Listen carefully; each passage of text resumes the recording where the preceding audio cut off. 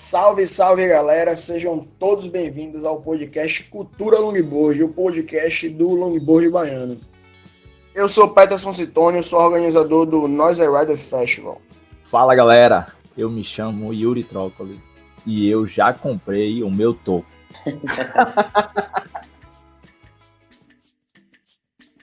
Bom dia, boa tarde ou boa noite.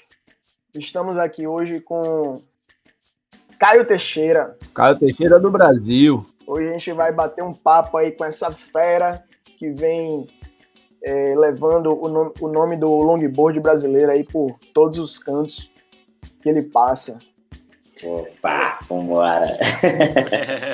Obrigado aí, galera, pelo convite. Valeu, Peterson, Yuri. Pô, Bulhões aqui comigo também. Muito bom. Tamo junto, jovem. Nosso amigo de bancada Yuri Trócoli e um convidado mais do que especial aí, Thiago Bulhões.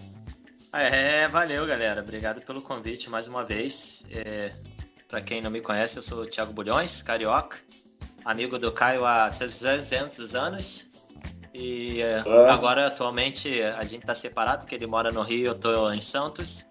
A gente tá separado, mas tá junto, que a gente tá sempre junto por aí, se encontrando pra lá e pra cá. Ou ele vem aqui, ou eu vou lá, e a gente tá sempre trocando figurinha, informações o dia inteiro no WhatsApp. Massa.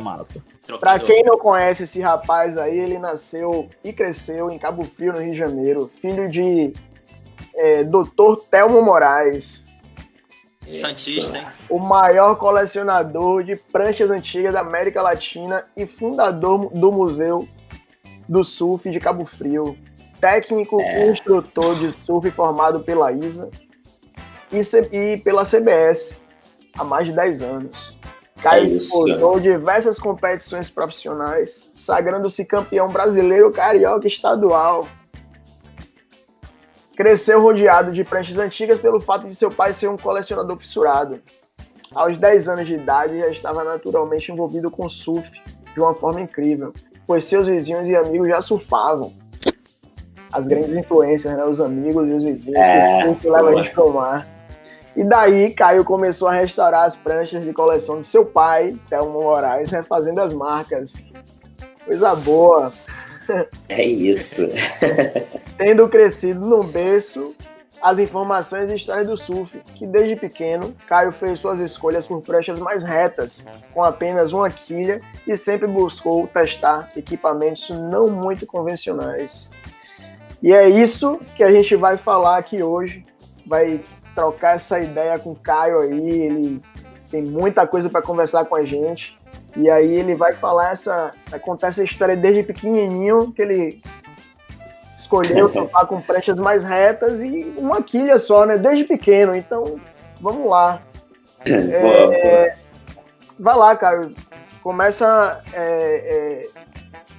Já te apresentei, mas fica à vontade também para você. Cara, eu sou essa pessoa aí que vocês falaram. Sou surfista há muitos anos. Tipo, virei surfista... naturalmente, né? Digamos assim, eu posso ser... esses dias eu fiz uma live com o Gabriel Pastore e a gente comentou disso. Tipo, se eu posso ser um surfista profissional free surfer, esse sou eu. Cara, muito legal de falar do que a gente vive, né? Coisas de que a gente tem vivência e querendo ou não, a experiência nesses últimos anos, né? Pô, eu pego onda desde os meus 8 anos de idade, tô com quase 33, tenho um tempinho de casa aí, não muito, mas já é o suficiente para viver muitas histórias boas, né? O lance do meu pai ter feito um museu, isso me ajudou muito a gostar de pranchas, todos os gêneros, né? Meu pai, Caio, tio Telmo. Isso. Ele surfava de longboard ou pranchinha? Meu pai surfava de longboard, ele não gostava de surfar de pranchinha. Mas as pranchas dele eram pranchas assim, 9 pés, no máximo 9,2. Pô, 22, no máximo ali, as pranchinhas com 2, 3 quartos de, no máximo 2, 7 oitavos. Ele usava umas pranchas, as pranchas leves, cara, triquilha, cheia de edge, botam na rabeta. Ele gostava de uma pranchinha comprida, né? Era o longboard, exatamente. Era o longboard. Coisa boa. Uma coisa engraçada, porque assim, eu comecei a gostar de prancha, né, pesada, prancha toco, né? E ele ficava nervoso comigo, ele falou, cara, não é possível que você goste dessa prancha. Tinha uma Aloha Mario, uma prancha dos anos 80 lá no museu. Opa, eu tenho uma, hein? É isso. Tu tem uma, né, moleque? Eu tenho uma, então, ainda bem que ele não quis me tomar. Então, era naquela mesma pegada, as bordas 50-50, retona, uma quilha gigante, acho que quilha dinossauro. E aí, cara, eu adorava aquela prancha, adorava. E ele ficava desesperado, porque a prancha era muito pesada e muito toco. E aí ele falava, pô, cara, pega uma prancha mais leve, mais fina. Eu falei, pai, essa aqui é boa, é ótima. E acabou que eu sei lá, foi natural, assim, não foi nada forçado, porque pelo fato de eu estar no museu o tempo todo, né, meu pai fazendo a coleção, cada dia comprando prancha, aí ele chegava e falava, puta, comprei essa prancha aqui. Puta, que prancha é essa, pai? Essa é uma Hobie. E aí, pô, Hobie, o que é isso? Deixa eu ver. E aí, cara, procurava, pegava um livro e ia futucando Hobie, quem fazia Hobioto, e aí via as referências, e aí, nossa, e aí eu fui meio que entrando dentro da história e fui me apaixonando pelo velho, né, pelo antigo, pelo tradicional, e acabei entrando nesse universo naturalmente. Para mim foi muito normal gostar de prancha antiga.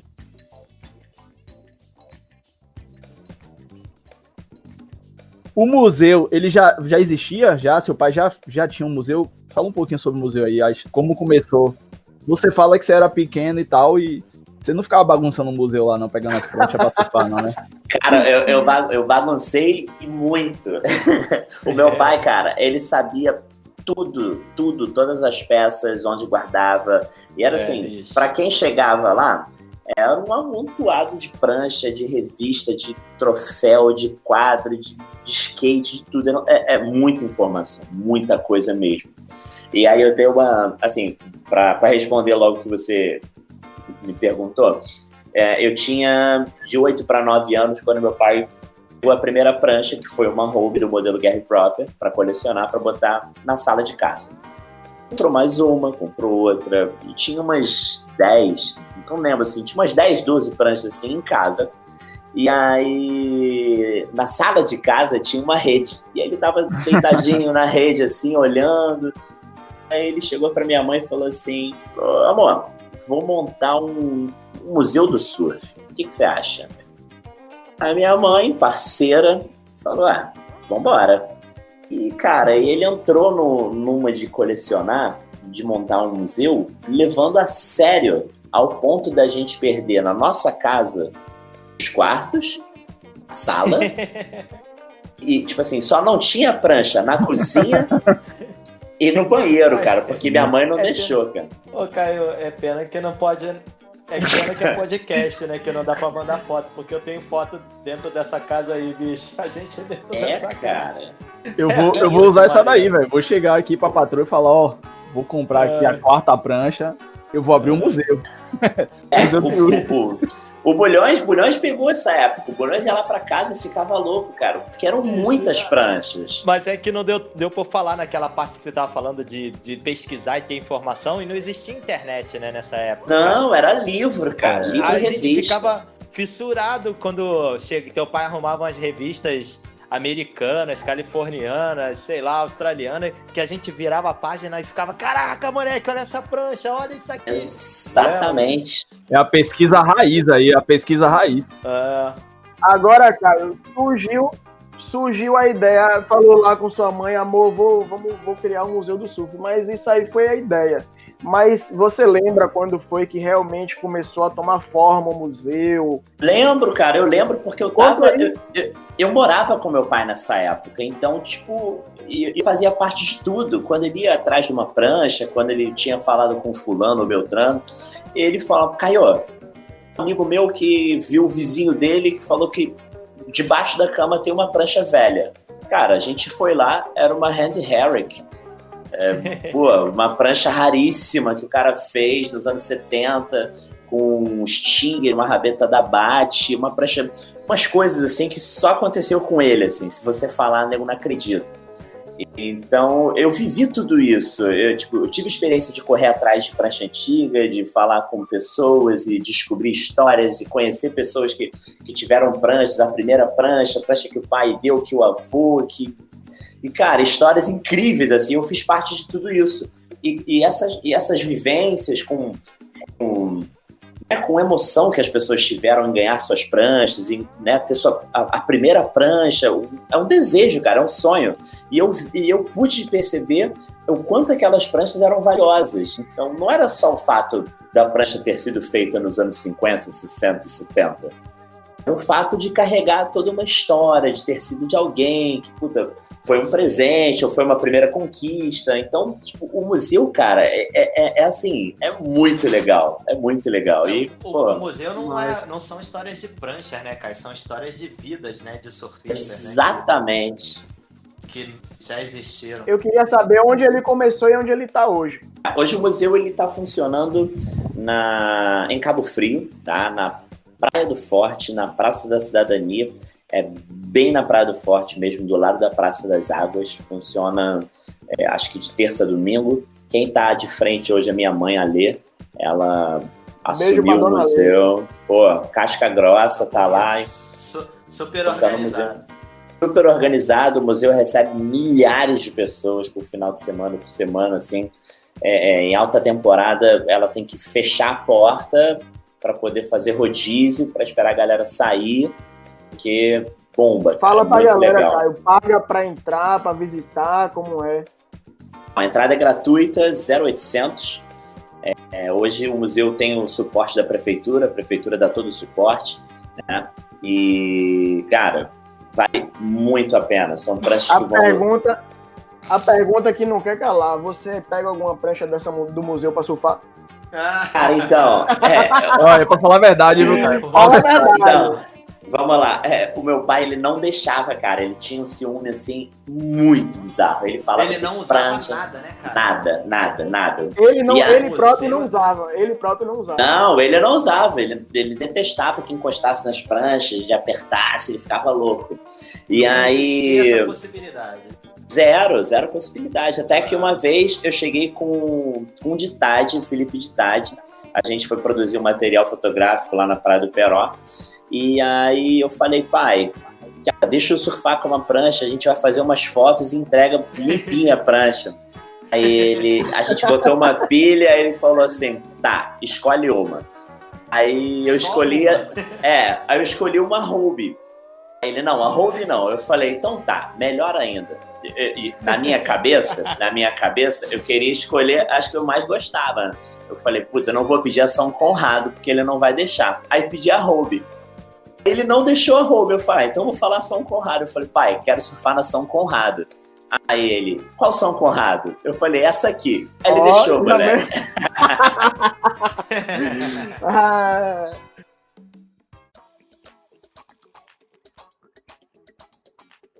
Beleza. Ô, Caio, agora falando aí, né, de toda essa história do museu e tal, dentro dessa história aí, qual foi, assim, as pranchas que te influenciaram, essas pranchas mais antigas, né? Qual foi, eu digo até para você e serve também pro Bulhões também, essas pranchas mais antigas, qual foram eu sei que você já falou de muitas aí, mas qual foi aquela assim que te influenciou, que você começou a desenhar o Caio Teixeira? Cara, seria injusto eu falar uma prancha, eu falar uma referência. Porque eu tive... Cara, o museu são mais de 800 pranchas. Não dá pra falar uma. Não tem como, realmente não tem como. Quanto tem de prancha ali exposta atualmente no museu? Quantas pranchas são? Você tem de cabeça aí? De pranchas em exposição? Em exposição, porque... Acho que são mais de 300. Porque da última vez agora que eu estive lá, eu tava com a tua mãe, e a gente foi numa sala dos fundos assim, ela vem aqui ver que eu organizei tudo. Que é aquela salinha que é o backstage ali, né? Assim, aquele é um backstage, né? Você viu Então, aí ela falou, ó, já tem isso tudo aqui que não tá em exposição. Cara, eu fiquei ali dentro daquela sala 1 hora, viajando ali em outline. Ela falou, fica aí que eu tenho que olhar o museu. E virava a prancha e mexia, olhava linha de borda, linha de rock. Tem muito. Eu fiquei 1 hora ali parado, cara, viajando. mas assim, e assim, tem muita coisa legal. Claro que tem umas pranchas que me lembram mais, assim, que me chamavam muita atenção. As pranchas da Hobie eram pranchas que me chamavam atenção, as pranchas São Conrado, né? A prancha que te influenciou foi essa, né? A Hobie. Uma delas, né? A Hobie, a Hobie tinha o modelo do Phil Edwards, tinha o modelo do Gary Proper, né? Então, eram modelinhos que tinham lá que eu gostava muito de segurar na borda, sentir o peso da prancha, ver a curva de fundo, as quilhas. Eram pranchas que me fascinavam, assim, por ser diferente da São Conrado, assim. Você pegava uma São Conrado, você vê que ela tinha umas particularidades ali que você não encontrava na Hobie, e a Hobie tinha umas coisas que a São Conrado não tinha. Então, eram pranchas incríveis, porém muito diferentes, né? Por mais que elas fossem feitas na mesma época, você segurava uma do lado da outra, assim, cara, eram diferentes. Mas você acha que essa diferença não era por conta do local? Tipo, a São Conrado era nacional, né? Não, cara, a diferença é assim. Vamos lá. Califórnia, os caras, eles ditaram o ritmo da brincadeira, né? Os caras começaram, eles foram os pioneiros, então eles se aperfeiçoaram primeiro com todo tipo de material, né? Tipo, o poliuretano chegou na mão deles primeiro, a resina foram que trabalharam muito bem, né? Então, eles foram os caras que profissionalizaram, né? Exatamente. Então, tipo, você pegar uma prancha que foi feita nos anos 70 aqui no Brasil, né? E pegar na mesma época uma prancha lá de fora, cara, você vê, eles estavam sempre um passo à frente. Não tem como dizer que não. Comparar os carros da BMW e da Mercedes vindo da Alemanha e os carros da China que os caras estão fabricando agora. Não dá. É isso. Então tinha uma... Era muito avançada. Mas vale destacar que cada prancha tem a sua peculiaridade ali, né? Tem o seu... O Mudinho nessa época já tava fazendo prancha, né, Caio? Sim, o Mudinho faz prancha acho que desde os anos 60, né? Que ele começou a fazer prancha para São Conrado. Então, porque a gente tem lá no museu, a gente vê lá no museu prancha dele já de 60 e tal, 70. Assim, isso é uma coisa legal, né, Bulhões? Dele de longboard. Sim, isso é uma coisa legal que o Bulhões falou, tipo, do Mudo. Pra gente, o Mudo foi muito importante, porque fez prancha pra mim, fez prancha pro Bulhões, a gente entrava na sala de shape, acompanhava todo o shape. Não só fazer, né? Ele botava a gente ali pra fazer e depois botava a gente pra surfar, que era só fazer. Exatamente. Massa. Exatamente. Então, foi muito legal, cara. Sim, assim como o Mudinho, né? Eu tive o privilégio também do Fábio Careca, foi um cara que ajudou a gente bastante ali na época, quando tava estourando, a gente ficava dentro. A sala do Fábio, sim, né? A sala de shape era dentro da casa dele, né? Dele. O Roger. É isso. E a gente entrava e ficava, né? Dentro da sala de shape lá, roendo o bloco. Jantava ali, né?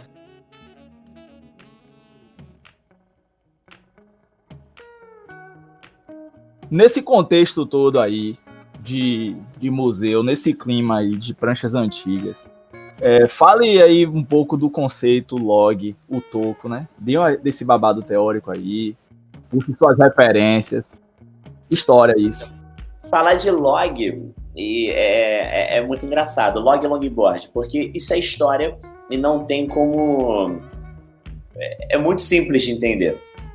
A primeira coisa nos anos 50, prancha era prancha, não tinha outra coisa, tá? Só que as pranchas eram grandes, tinha acima de 9,10, 9,6, 9,8, 10 pés, 12. Eram pranchas muito grandes.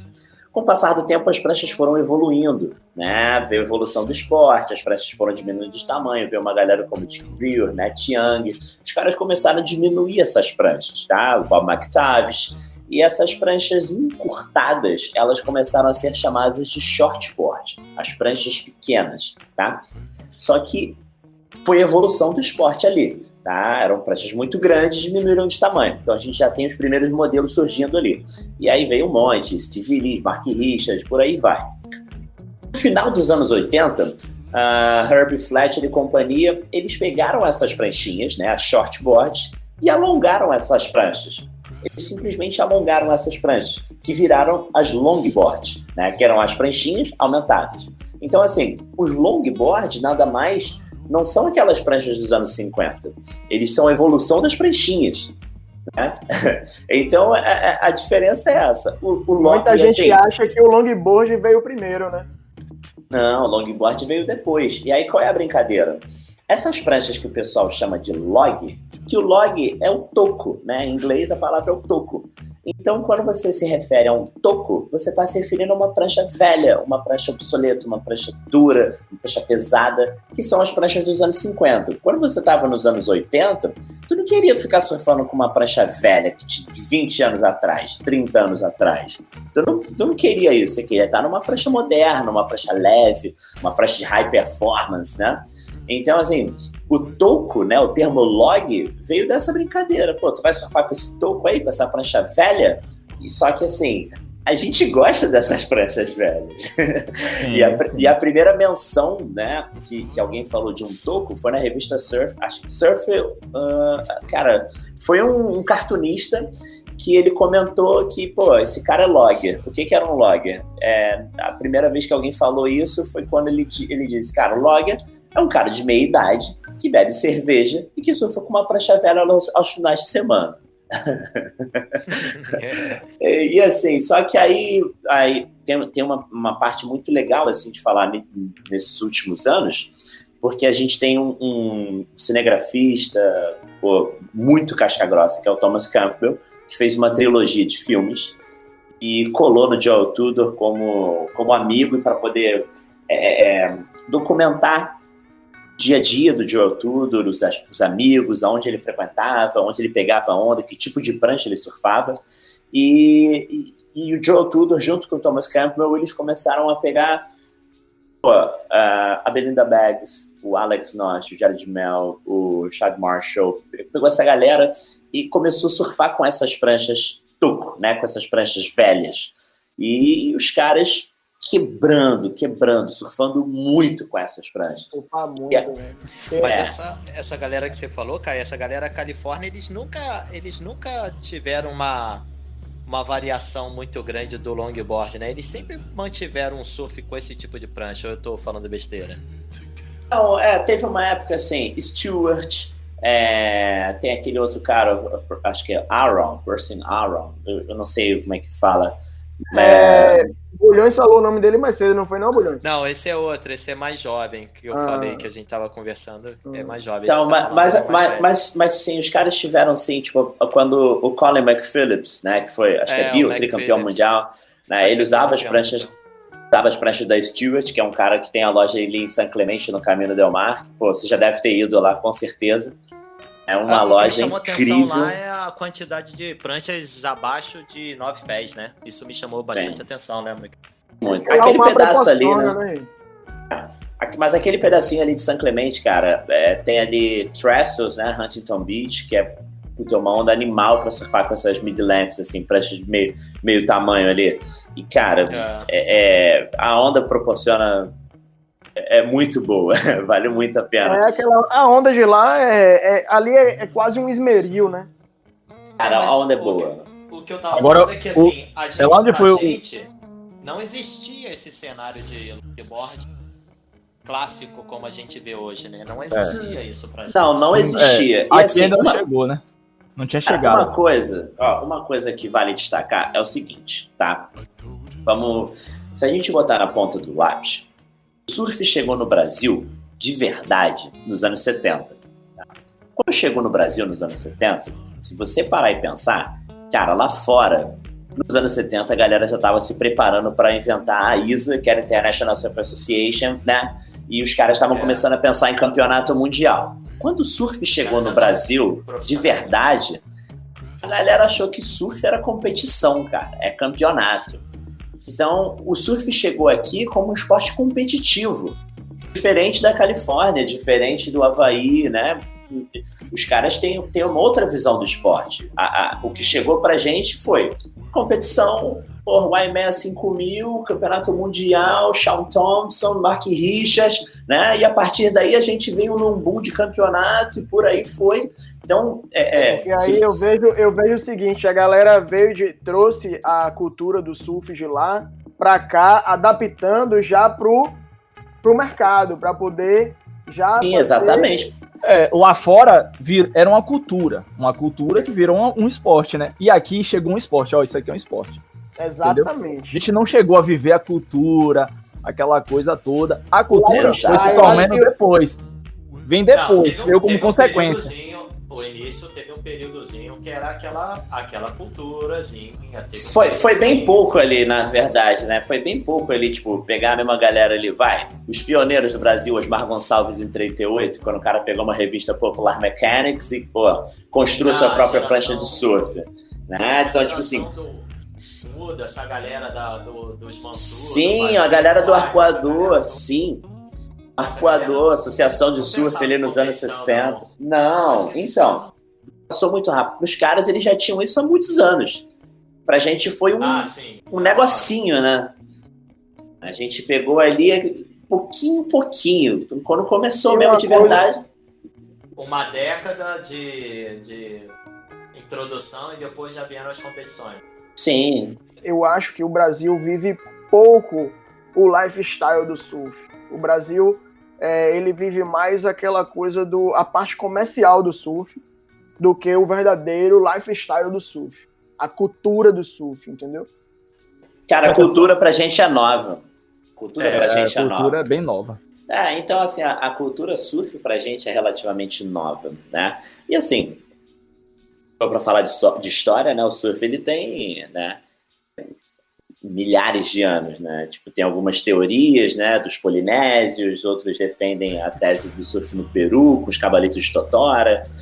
Então, assim, tudo isso culturalmente falando, a gente tem o surf como um passatempo, um hobby, né? Virou esporte.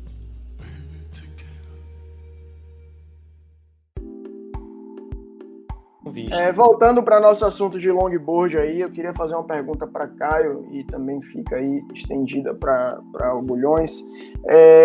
Voltando, né, para aquela coisa do museu, das pranchas e tal. Caio, com relação a essas pranchas novas, atuais, entendeu? O que é que você acha que tem, assim, que a gente conseguiu se basear nas antigas para a gente construir esse termo clássico, esse mix, né, do hoje pro ontem? É aquela história o clássico, antes era o performance, né? Hoje é clássico. O performance dos caras era o clássico hoje, né?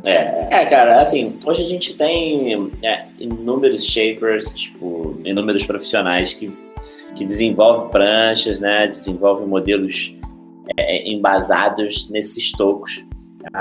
No Brasil a gente tem ótimas referências, a gente pode falar do Neco, do Marcelo, né? Tipo, são pessoas incríveis. O Neco pra mim é um puta artesão, né? A gente tem o Mudinho, que é um casca grossa, assim. Posso citar inúmeros outros, assim, mas eu acho que a gente tá cada vez melhorando mais, porque com a tecnologia, hoje a gente, né, é muito legal o handshape, né? Eu gosto de fazer a prancha à mão, eu acho legal, mas hoje a gente tem a tecnologia, né? A gente tem uma coisa que nos ajuda. Então eu posso começar a mexer num arquivo, eu posso projetar essa prancha, eu vou testar, eu vou usar, eu falei, cara, posso tirar um pouquinho daqui, coloca um pouco aqui, tira e ajusta mais curva, menos flat deck, menos, trabalha esse fundo com aquele flat bottom. E então, com todo esse, né, esse advento, com todo esse momento que a gente está vivendo de informática, com Instagram, com informação de, cara, eu consigo olhar uma prancha numa foto, eu consigo ampliar essa prancha, tirar o outline dela e, assim, trabalhar isso. Acho que a cada dia que passa a gente está com um equipamento melhor, um equipamento mais refinado, um equipamento que encaixa melhor para o seu tipo de surf, para o seu tipo de onda. Eu acho que pelo que eu tenho visto, é legal a gente experimentar, né, os equipamentos de epóxi, de poliuretano, de resina, né, de poliéster, o bloco de isopor e saber as configurações, uma longarina, 2, 3, o peso que isso dá, um tecido de 6 onças, 4 onças. Então, eu acho que a cada dia que passa, a gente está se aperfeiçoando, a gente está melhorando.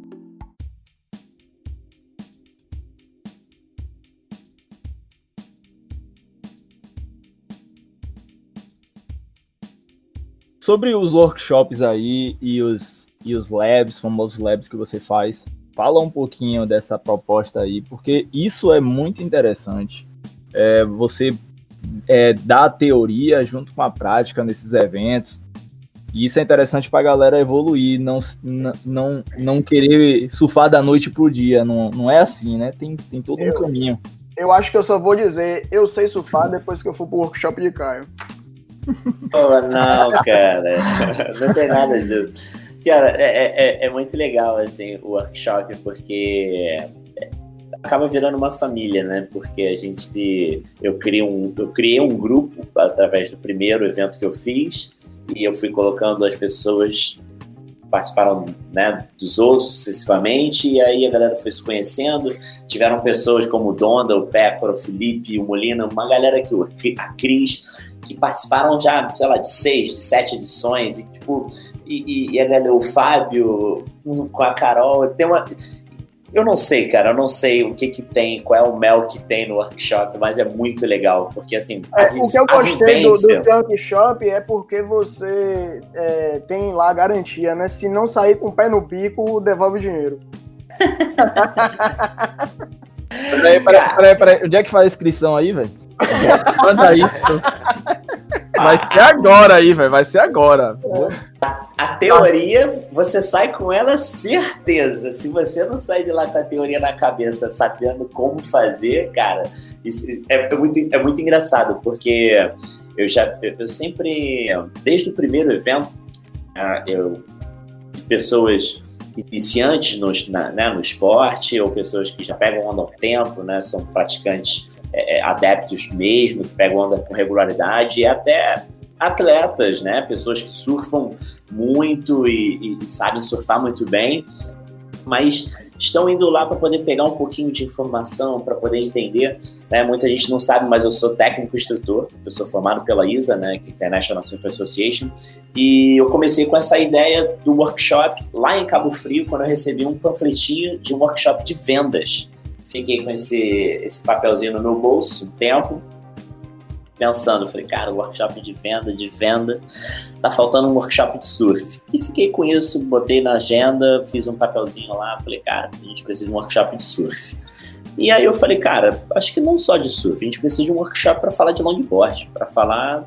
Eu sempre senti uma ausência muito grande quando, né, em Cabo Frio ainda, porque nada que eu tinha acesso falava de longboard. Tipo assim, era muito complicado, assim, era muito complicado. Nas revistas não falavam de longboard, né? Nos filmes não falavam de longboard, então eu sempre senti uma carência muito grande. Falei, cara, não, tá na hora de fazer um workshop para falar de longboard. Veio a grande sacada de falar das técnicas de longboard, né? Como você chegar no bico da prancha, de que forma, que equipamento usar, qual é o equipamento que vai te favorecer. Não existe o equipamento certo ou errado, existe o equipamento que vai se adaptar naquela condição do mar, né? Hoje você vai usar esse tipo de prancha, o outro dia você usa aquele, mas como você entender que tipo de prancha, como você usar as configurações de quilha, né? Não dá para você pegar uma prancha de epóxi que foi feita cheia de curva para ser uma triquilha, uma prancha de high performance, você meter uma quilha pivô 12, 11 polegadas, cara, não, né? Como as pessoas... eu tentar explicar para as pessoas, simplificar a vida dele, né? Não é nada... eu nunca vou colocar no workshop, né, o que você deve ou não fazer, né? O que está certo e o que está errado, mas sim o que vai te ajudar, que vai te favorecer. Cara, para você chegar no bico da prancha, você vai usar essa técnica, preste atenção no teu joelho, no teu quadril, nos teus braços, usa assim, olha desse jeito, porque essas coisas vão te favorecer, elas vão te ajudar e vai fazer com que você consiga executar tais manobras, seja ela do hang 5 ou hang 10, seja ela das manobras de curva, como return, drop knee e por aí vai. Aí é um curso bem legal, cara. Bem legal mesmo, cara. Massa. E ano que vem aí, quando reabrir, eu tô colado, viu? Porra, eu tô mais colado que tu, rapaz. Tô doido pra que isso aconteça. E o Bulhões, cara, o Bulhões tá comigo o quê? Desde o primeiro, Bulha?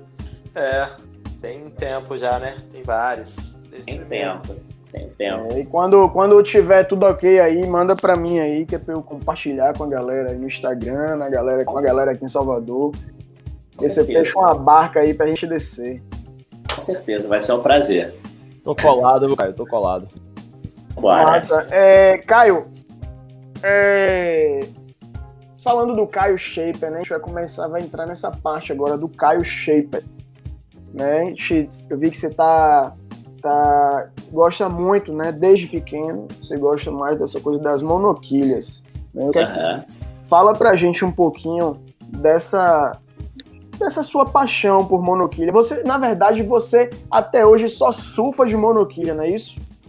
Não, cara. Assim, lógico que tem as intermediárias que você pega uma pranchinha diferente, uma biquília. Não, eu tenho um monte de prancha aqui em casa, sei lá. Mas sua preferência é a monoquilha. Né? O meu xodozinho são pranchas acima de 9,5, 9,6.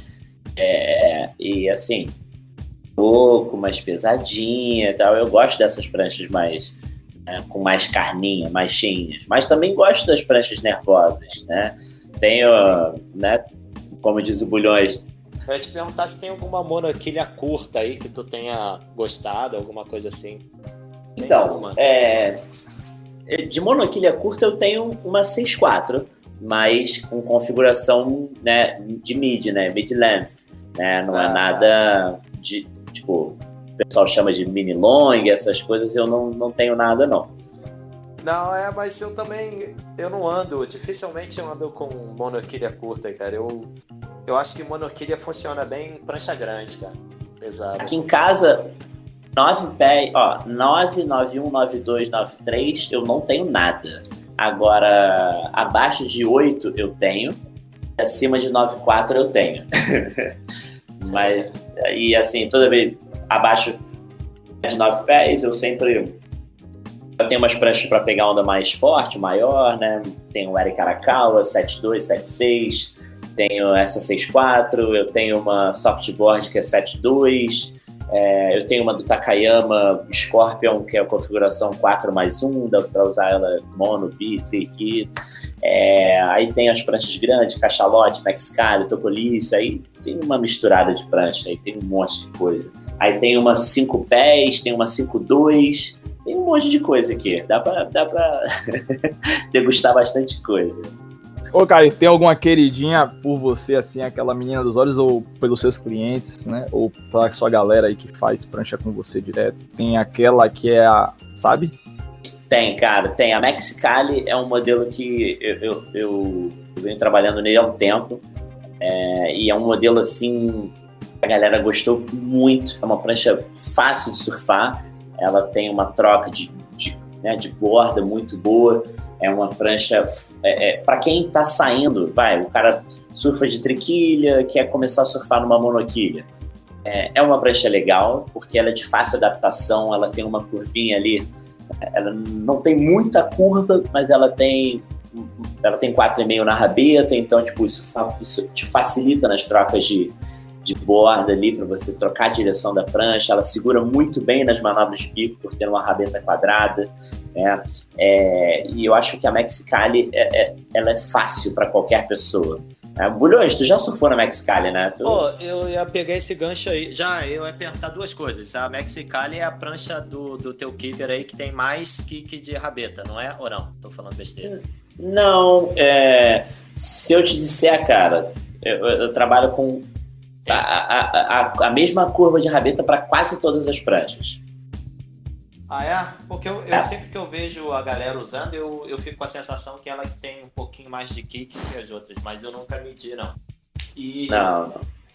E outra coisa assim que você falou, que do cara que sai do longboard triquilha e quer passar pro longboard monoquilha, né? Que a gente tá vendo muita gente hoje em dia, o cara usava e sempre usou longboard triquilha, e eu vejo isso também aqui na água, e você como recebendo o pedido aí da galera, o cara que nunca subiu no board monoquilha, né? E vai fazer um pela primeira vez. E eu vejo muita gente querendo experimentar a sensação, ele tenta dar aquela adaptada, né? Uma coisa que eu acho que é um crime. Ele pega um longboard progressivo, retira todas as quines e arruma uma quilha grande e mete no longboard progressivo para ele tentar simular um longboard monoquilha. O que você tem a dizer? Cláusula contratual dos benefícios da monoquilha. Cara, eu falei até um pouquinho antes aqui, né? O cara pegar uma prancha dessa, que foi feita para ser triquilha, né? Adaptada para poder ser uma prancha de performance, para trabalhar na verticalidade dela. Cara, você meter uma quilha pivôzona, tipo 10 polegadas, 10,5, isso é um crime, cara, porque não combina. A combinação ali, acho que o surf tem muito aquela coisa de... O cara vai surfar, né? Mas não combina. Então, surfar, a gente surfa com pedaços de madeira, cara. A gente surfa com a laia, né? Só que, assim, se for para facilitar, né? Eu parto do princípio, assim, uma prancha, ela tem que estar no teu pé de acordo com o mar. Pô, 2 metros de onda na Praia da Macumba, cara, a Praia da Macumba onde eu moro é uma onda relativamente forte, tá? Massa, é uma onda com bastante volume. Pô, você ficar com uma prancha muito pequenininha, umas 5 pés, 5,10...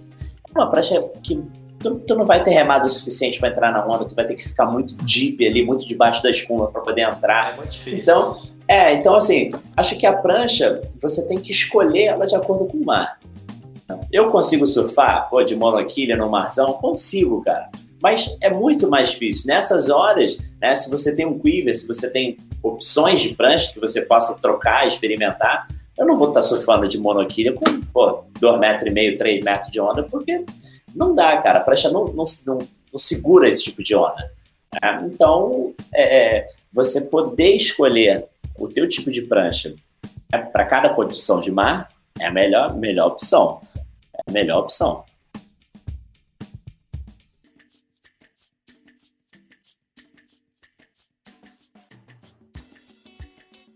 Os modelos de prancha que você tem feito, fala aí sobre esse trabalho seu, né, como shaper, esse desenvolvimento, como é que você está conseguindo, você faz as pranchas para você, coloca na água, gostou, você vai lá e coloca no Instagram.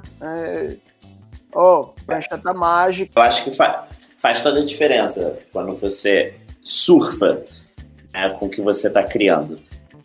Hoje eu tenho um pouco mais de intimidade, né, com o CAD ali, né, VSD, que é o Surf 3D, que a gente cria as pranchas, né? Eu acho bem legal. No começo, o Shape 3D para mim foi complicado. Eu fazia umas pranchas meio esquisitas, meio quadradonas, assim, sem muita conexão, sem trabalhar uma linha de boa continuidade ali.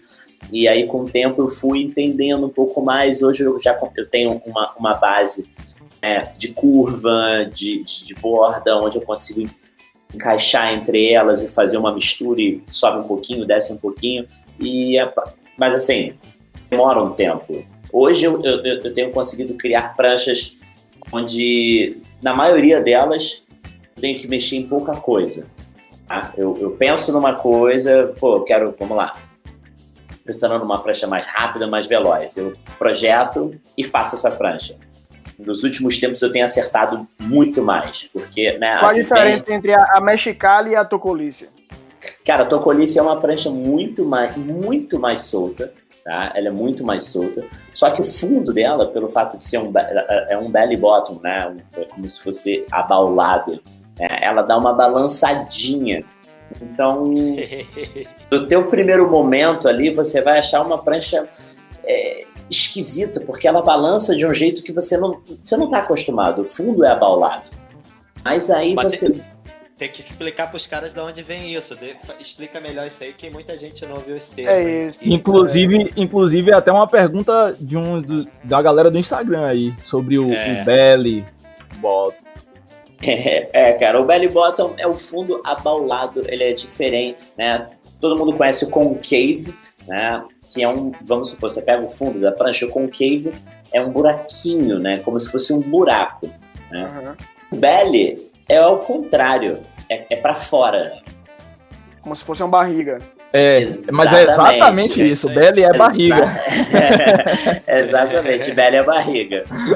Então, assim, esse tipo de fundo, né, ele faz um balanço na prancha. Só que aí tá, eu usei vários conceitos. A entrada no bico da prancha, tá? No bico, nos 3 primeiros pés da prancha ali, eu trabalho com uma entrada de full concave, tá? Esse full concave, ele vira um double, que ele vira um belly, e ele vai com belly até o fundo, até a rabeta, tá? E a virada de borda é um segredinho ali, que na saída eu boto um 50-50, tá? Mas pro meio eu acabo jogando um pouco mais para cima, trabalhando no 60-40, e lá na frente eu trabalho 50-50 de novo. Sim, longboard, cara, você mexe nele, né, do bico à rabeta, você trabalha a prancha o tempo todo. Então, em cada lugar que você for pisar na prancha, ela vai te responder de um jeito. Então, o fundo de uma prancha dessa, porra, tu pode fazer um monte de coisa, cara, um monte de coisa. E vem cá, Caio, uma tocolícia dessa, por exemplo, né? Qual tipo de onda, né? Todo modelo de longboard tem, né, um tipo de onda ideal. Essa tocolícia, qual tipo de onda? Ela é uma onda mais clássica, onda mais cavada? Cara, então... Onda mais forte? Eu ultimamente eu tenho usado a tocolícia, assim, quando eu faço uma prancha, dá pra vocês entenderem, eu acabo usando ela em todas as condições de mar. Eu testo com uma quilha pivô, testo com uma quilha, né, com um rakezinho mais esticado, testo com uma quilha flexível, e assim eu consigo me dar um feedback da prancha. Eu entendo a prancha. A tocolícia hoje ela se adaptou em diversas condições. Digamos assim, a onda que ela menos anda é uma onda muito gorda, pelo fato dela ser estreita. Então, assim, eu não indico essa prancha para quem mora numa onda muito gorda. Mas se o cara mora numa onda que tem um pouquinho mais de pressão, uma ondinha mais em pezinha... Uma parede. Cara. Aí tu vai voar. Ali na região de Ubatuba, cara, Itamambuca, que é uma ondinha mais em pé, Praia Grande, dependendo do dia, ali no canto do Baguari, uma ondinha mais cavadinha, né? Mas, Você já esteve aqui em Salvador, né? Muitos anos atrás. Você acha que a tocolícia que você... Jaguaribe, Farol da Barra... Ipitanga, velho. Ipitanga. Sim, aí o que eu faço? Aí o cara fala, puta, mas eu moro na Praia da Macumba. Não, vou dar um outro exemplo, uma onda mais gordinha. Lagoinha, lá de Caraguatatuba, lá. Que é uma onda bem gordinha. Se o cara quiser uma tocolícia, ele pode ter. Aí eu faço aquela adaptação. A prancha ela tem 22, 13, 16 de largura. Eu jogo ela para 23, 23 1/4, 23 3/8. Eu dou uma largadinha na prancha, né? Para gerar um pouco mais de estabilidade. Se for no caso de uma onda mais gordinha, o cara tem um pouco mais de área na prancha. A prancha vai dar estabilidade para ele na hora dele caminhar, entendeu? Então, assim, eu consigo trabalhar os meus modelos dessa forma. Eu alargando um pouquinho ou estreitando do mesmo jeito, esticando ele de altura, né, de comprimento no caso, né, esticando o comprimento, como também encurtando. E aí a gente vai...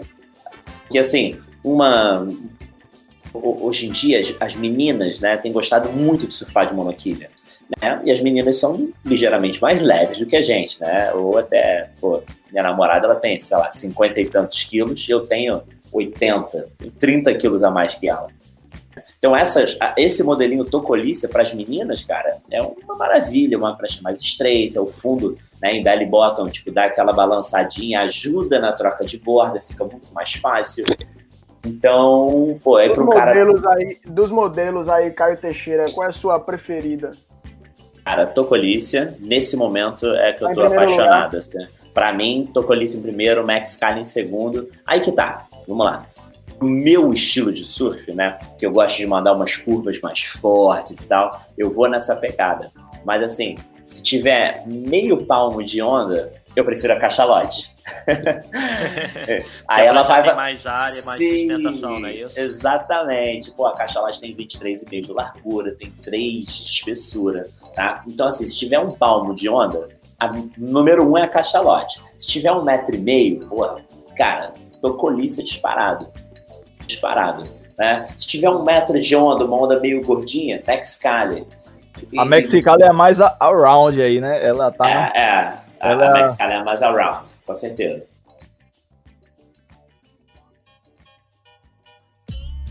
Caio, agora dentro dessa, eu vejo que você tá surfando, na verdade, acho que até uma porta, se você botar aqui embaixo... a maçaneta vira quilha, porra. Bota o pé no bico. Mas eu tô vendo que você tá usando bastante uma quilha, a quilha pé no bico, né, da Sinterfin. Sim, cara. O que é que você pode falar dela aí, dessa quilha Sinterfin? Tem uma comparação com... Tem a Boomerang, a Boomerang, ela parece muito com aquela sua modelo, né, da Alma Quilhas, a Flex. Né? Sim. Cara, então, a Boomerang ainda não usei, mas de outline ela realmente lembra a carteira Flex, né? Que era feita pela Alma Quilhas, do nosso amigo Douglas e da Agnes. Infelizmente. Gente boa demais, galera muito boa. Galera aí, família muito boa. E assim, eu tenho usado muito a pé no bico da Centerfint. Cara, é uma quilha muito legal, muito mesmo. Ela tem um drive bom, ela tem uma boa...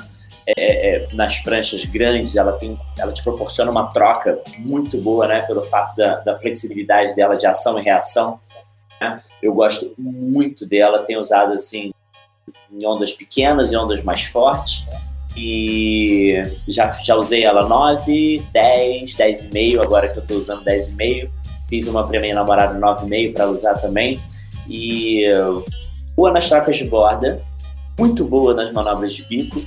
E não usei a pé no bico na configuração com 2 estabilizadores, só usei ela mono, tá? Então, para quem quiser uma prancha mono. Você tem usado ela na prancha, que tamanho de prancha? É isso que eu ia perguntar, você tá usando em todas as pranchas ou só na mais magrela? Tô usando em todas as pranchas. Testei em todas as pranchas. Que beleza.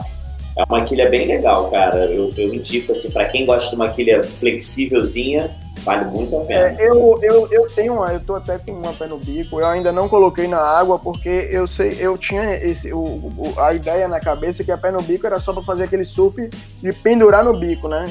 Pra levar o nome aí, pé no bico.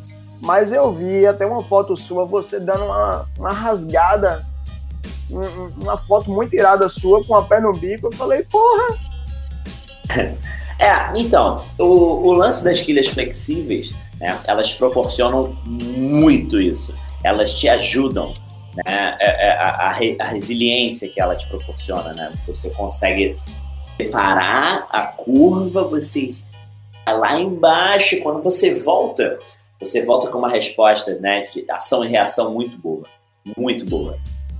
Então, eu tenho curtido muito. Eu acho que depois que eu desenvolvi a quilha Flex com a Alma Quilhas, e eu vim testando e vim usando, o Bulhões é um taradão nas quilhas Flex, né? Ele pode falar aí, use todos os modelos também. A flexibilidade das quilhas me ajuda muito em ondas que não tem muito power, né? Que são ondas mais leves, ondas mais soft, que eu surfo aqui em Santos, São Vicente. Então, por não ter muito power, por a prancha não gerar uma grande velocidade assim para troca de borda, eu acabo deixando a quilha com flexibilidade nas pranchas monoquilhas, e ela tem uma fluidez mais soltinha, mais suave. Ela não me segura tanto nas trocas de borda, por eu estar dando basicamente numa onda que não me gera muita propulsão. Então isso é importante os caras entenderem isso, essa diferença de quando usar a quilha com flexibilidade, de quando usar a quilha com rigidez, né? Massa. É o hora de voo, né? Aí é muita experiência mesmo. Tem uns caras que falam que não percebem diferença nenhuma quando... eu não consigo perceber diferença nenhuma quando a quilha é flexível e quando eu boto uma quilha rígida. Mas dá para perceber sim que a prancha ela tem uma projeção um pouco melhor com quilha flexível, dependendo uma onda que não exija tanto da quilha, né? O conjunto todo tem que estar bem reguladinho. Isso que é o problema.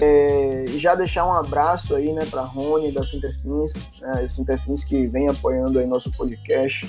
ao Júnior aí da Carva Surf, né? Carva Surf Log também, que tá bem bacana o material dele.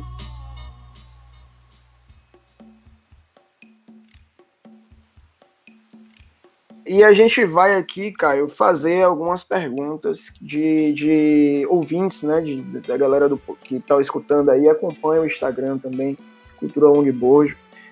Tem uma pergunta aqui do Rê Silveira. Fiquei sabendo que você fazia vários aéreos com longboard. Como foi mudar para o surf clássico? Cara, na verdade eu não mudei, né? É aquela história toda. Eu não mudei, na verdade. O que aconteceu foi... Quando, essa época que o Bulhões fala, quando a gente surfava com as pranchas, né, os longboards, que estavam no auge da competição no Petrobras, onde a gente ia para os campeonatos para poder trocar de equipamento, para poder ver o que a galera estava usando, para poder surfar com prancha nova, para poder ver alguém surfando bem. Tipo, cara, eu me divertia nos campeonatos. Era o que o Bulhões falou. Era reencontrar os amigos ali, para poder você surfar com o cara e testar, buscar. Eu fazia essas manobras ali porque eu estava participando das competições, então era o que eu tinha de referência, né? Minhas referências naquela época eram o Phil Heisman, era o Jaime Viudes, Paulo Kidd, Olimpinho, né? Então, Marcelo Freitas. O que a gente tinha de referência eram esses caras, e eu me espelhava neles. E aí eu tinha o Colin McPhillips, eu tinha o Bonga Perkins, Canoa Daly. Eu queria fazer o que os caras faziam. A referência do longboard era muito referência havaiana, né, Caio? Exatamente, Surf Power. Surf Power. Então eu era um moleque, eu tinha que fazer aquilo porque eram as minhas maiores referências. Fui crescendo, fui conhecendo, fui entendendo, fui estudando, e eu fui me adaptando ao que eu mais me identificava. E eu percebia que o que eu mais me identificava eram os tocos, eram as pranchas velhas, as pranchas esquisitas. Pra gente encerrar, cara, porque assim, tem muita pergunta da galera, só que como o nosso papo foi longo aí, a gente não vai conseguir fazer todas as perguntas, mas pra gente encerrar aqui, uma pergunta de um brother nosso aí, muito amigo de vocês, Pedro Scansete. Ele pergunta aqui, na verdade essa vai ser a penúltima pergunta. Ele pergunta aqui: existe mini longboard e longboard híbrido? Cara, assim, é aquilo que a gente acabou de falar ali. Não dá para você pegar, não é que não dê, tá? Você pegar uma prancha, exemplo, 9 pés, epóxi, sistema de 2+1, uma prancha com 21,5 de largura, 2/3 de espessura, 17 de bico, 17,5, 13 de rabeta. Você meter uma quilha pivô, 11, uma quilha rígida, cara, não dá para dizer que essa prancha vai funcionar muito bem. Tá? Entendi. Não dá. Bulhões, me corrija. Não, é isso mesmo. É sempre dar essa alfinetada na galera, né? Que o cara acha que pra ele surfar elegante, ele tem que travar a prancha com uma quilha grande, pesada. E, na verdade, não tem nada a ver. A única coisa que ele tá conseguindo fazer aí é atrapalhar o máximo de eficiência da prancha, né? Que foi desenhada pra andar com projeção de trilha. Ele tá travando com uma monoquilha grande, algo que não era para ser travado, pelo contrário, era para ser deixado fluir com um sistema triquilha de 2+1. Massa. Aí ele trava a prancha. Eu vou fazer agora a última pergunta para a gente encerrar, e aí você, quem tiver agradecimento aí, abraço e tal, mas eu vou fazer a última pergunta, que é de um amigo nosso aqui, Anderson, cachorro louco. Ele pergunta aqui qual o momento certo para caminhar para o bico. E já vou emendar com uma pergunta de uma amiga nossa de bancada, mas que não está presente hoje, a Diana, que ela pergunta esse surf sem lash, né? Como surfar sem lash e aquele mecanismo para poder você voltar a prancha sem deixar a prancha escapulir para a areia. Então, respondendo sem lash, então? Responde sem lash, depois responde a de Anderson, que é qual o momento certo para caminhar para o bico. O momento certo para você caminhar, ele vai muito além, né? Tipo, é difícil até falar isso sem dar algumas referências, né? Porque, assim, a manobra do bico, né? Ela não começa no bico, ela começa na rabeta. Então, é onde você posiciona a rabeta da prancha, é como você posiciona, de que forma, como você estolou a prancha, como você vai alcançar o pocket da onda, você conseguir chegar no bico da prancha, tá? Então, tudo começa de como você encaixou a rabeta da prancha. A rabeta encaixada no lugar certo, no pocket da onda, no momento certo, aí sim você tem um momento de ir pro bico. Então, assim, se eu pudesse ter algumas referências de foto, imagem, né? Isso a gente tem no workshop. Fica mais fácil, né? Fica muito mais fácil, né? Então, vídeo, foto, a gente consegue trabalhar isso melhor. Mas o bico começa na rabeta. Respondendo. E a pergunta da Diana é a seguinte: um conselho para a pessoa que quer começar a tentar surfar sem leste e não matar ninguém. Se tem alguma dica para conseguir ejetar a prancha para trás de uma forma fácil e não precisar ir buscar na areia? Cara, a primeira coisa é, não tá seguro, não surfa sem strap. Tá? Essa é a primeira dica que eu dou. Se você não tá seguro para surfar sem strap, não surfa sem strap. A outra coisa é, procura surfar em dias menores, praia vazia, pouca gente na água, para você ter intimidade com a prancha, para você entender a tua prancha. Eu acho que você só pode surfar sem a cordinha, sem o strap, quando você tiver domínio da prancha, quando você souber o que fazer com a prancha. Tá? O surfar sem strap não é moda, tá? Ele não pode ser moda, ele é uma opção. Tipo, eu me sinto à vontade. Tá? Eu surfei muitos anos com cordinha, mas hoje eu tenho intimidade com a minha prancha, eu sinto à vontade e eu posso surfar sem cordinha. Mas para isso, eu fiquei anos surfando com a cordinha, tentando não cair da prancha, tentando não perder, tentando não jogar a prancha, tomar uma bomba na cabeça, segurar a prancha e não soltar, porque eu sei que tem uma pessoa atrás de mim. Então, é você ter a confiança no que você está fazendo, você ter intimidade com a tua prancha para você ir aos poucos tirando a cordinha. Então, meio metrinho, não tem ninguém na água, tira a cordinha, surfa, vai entender. Mas não pode ser moda. Você tem que surfar sem cordinha, consciente do que você está fazendo, para você não machucar o teu amiguinho, né? Não machucar uma pessoa que está próxima, até as pessoas, os banhistas que estão próximos. Então, surfar sem cordinha conscientemente. Acho que massa, é isso mesmo. O Bulhões surfa sem strap também, direto, de pranchinha, de pranchão. O Bulhões também pode falar muito bem disso. Na verdade, eu nunca vi Bulhões surfar de leste. Aqui é muito sossegado, né, cara? Aqui é uma cidade pequena e geralmente, a maior parte das vezes eu tô na água sozinho de manhã, então raramente tem alguém do meu lado e tal, é bem sossegado. É óbvio que um dia que tá o crowd, eu não tô sem cordinha, eu tô com Mas cordinha, compre, Bulhões, um strap aí, porque quando eu for aí, você me empresta, entendeu? Aí. Não, eu ando de cordinha porque quando tá cheio, final de semana, é difícil você surfar sem cordinha. Mas esse é um negócio que os caras têm que aprender a não usar a cordinha. Isso que o Caio falou é importante, que eu vejo o cara usando a cordinha exageradamente. Sabe aquela hora que a onda fecha e que o cara não tem a paciência de sair da onda da forma adequada? Assim, quando eu explico pros caras assim, dentro da onda, ou você e a prancha, ou fora da onda tá você e a prancha. Nunca pode estar a prancha na onda e você pra fora, ou você na onda e a prancha pra fora. Os dois estão dentro, os dois estão fora. Então não adianta você chutar a prancha pra um lado e você ficar pro outro, ou você cair pra trás e a prancha continuar na onda.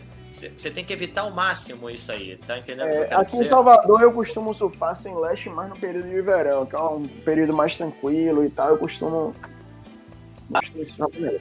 Mas é isso. Eu só surfo sem leste quando eu esqueço o leste. Acho bem legal essa que eu gosto de falar muito. Ninguém que vai andar de carro bota o cinto de segurança e fala, agora eu posso bater o carro porque eu estou de cinto de segurança. Cara, É a mesma coisa com o strap. Você não tem que colocar o strap e falar, agora eu posso soltar a prancha, tá tudo ok. Não é porque você tá de strap que você pode soltar a prancha. Cara, a cordinha tem 2, 3 metros de comprimento, cara. Mais o comprimento da prancha, você tem um alcance de 6 metros. Mais a esticada que dá, você pode, tipo, pô, a gente tá falando de um raio de 7, 8 metros, cara. E a pancada é boa, viu? Sim, uma prancha de 8, 9, 12 quilos, cara, entendeu? Então, você não é porque tá de cordinha que você pode soltar. É outra dica. É isso aí. Surf é esporte radical. Nosso bate-papo aí. A gente quer agradecer a presença ilustre de Caio, a presença especial do nosso amigo Thiago Bolhões, que tá virando já uma figurinha carimbada aqui no nosso podcast. Um prazer, galera. Pô, agradecer a galera que tá escutando a gente aí, que nesse podcast que vai escutar a gente até o final, né? E aí, quem tiver crítica, sugestão, elogio, pode mandar no nosso Instagram, Cultura Longboard, ou a gente tem um e-mail também, que é culturalongboard@gmail.com. Quem tiver sugestão, tiver alguma dúvida, pode mandar no e-mail pra gente ou no Instagram. E pra galera que fez diversas perguntas aí que a gente não conseguiu colocar aqui pro Caio, quando a gente lançar o podcast, a gente vai colocar no Instagram e vai ficar aberto lá para poder a galera perguntar qualquer coisa e o Caio vai responder todo mundo. Boa. É isso aí. Obrigado, valeu pelo convite e é isso aí que você falou. Se precisar de alguma coisa, quiser tirar alguma dúvida, me chama lá. Valeu, galera. Valeu, Caio. Valeu, Thiagão. Parabéns. Muito obrigado aí. E valeu, Peterson. Valeu. O resumo de Caio aí foi: crianças, não façam isso em casa. Praticamente. Boa. É isso mesmo.